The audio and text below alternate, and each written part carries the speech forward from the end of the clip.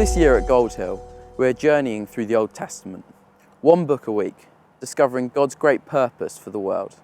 If you want to see all of that journey, head to goldhill.org/ggp. This week, we're exploring the book of Zechariah, one of the so-called minor prophets of the Old Testament. But this message of Zechariah was not a minor one. It was of major importance for the people. Zechariah spoke into the nation after they had returned from exile and were rebuilding their lives. In particular, the work of rebuilding the temple was going on, and the people were getting tired and discouraged. Into the middle of this, Zechariah brought God's message of hope. He reminded them of how faithful God had been to his promises so far, never leaving them and always restoring his faithful people. Through a series of visions, he reminds them of God's hand over the temple rebuilding, reminding them that it is not in their own strength that they work, but in the power of his Spirit. But Zechariah goes further than that. He points ahead. Zechariah's major contribution to the prophets of the Old Testament is to point forward to the coming of the Messiah. He goes by many names in the book: the branch, the king, the servant, the one who they pierced.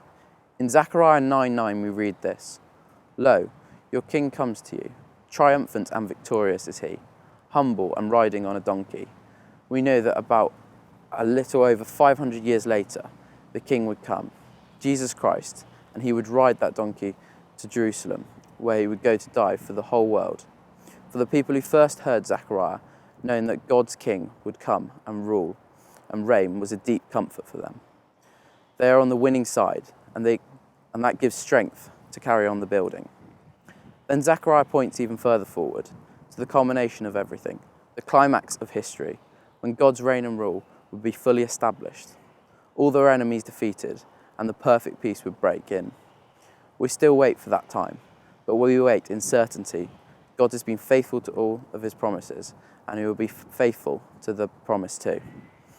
When we stand with Christ our King, we stand on the winning side, and that can give us strength and comfort and the hope to carry on. We look forward to journeying with you on Sunday, whether in person or online, to dive further into the Book of Hope.